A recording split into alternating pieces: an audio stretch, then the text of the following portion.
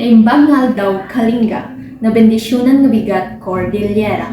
Ako ang iyong lingkod, Fire Officer 1, Lizelle Brel B. Bali, at narito po ang mga natatanging nagawa ng BFP Kalinga na pinamunuan ni Provincial Fire Marshal, Fire Superintendent Arvin A.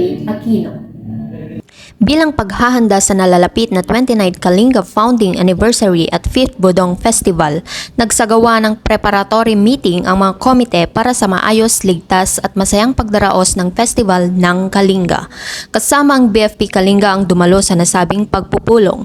Sa ilalim ng pamumuno ni Kalinga Provincial Fire Marshal, Fire Superintendent Arvin A. Aquino, ang Acting Fire Marshal ng Tanudan na si SFO3 Jonathan C. Vargas, kasama sina Provincial Chief Admin SFO3 Francis B. Alunday at Provincial Chief Operation SFO2 Ernesto Y. Danag Jr.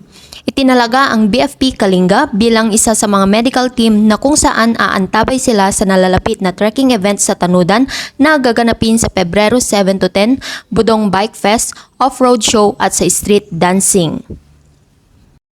Noong Pebrero 2 taong kasalukuyan, ang BFP Kalinga na pinamumunuan ni Provincial Fire Marshal Fire Superintendent Arvin A. Aquino ay nagsagawa ng misa sa BFP Kalinga Headquarters na pinangunahan ni Father Gerald Berme ng St. William's Cathedral, Bolanao, Tabuk City, Kalinga.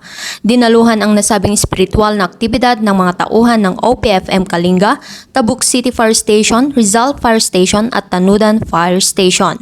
Ang Pinukpok Fire Station, Pasil Fire Station, Lubwagan Fire Station at Tinglayan Fire Station ay nagsagawa naman ng misa sa mismong istasyon nila kasama ang inimitahan nilang pastor na siyang nagsagawa ng misa. Ang layunin ng nasabing misa ay upang mapalakas ang espiritual at moral na pagkatao ng isang bumbero lalo na sa pagpapalakas ng aspeto ng paglaban sa korap at immoral na mga gawain.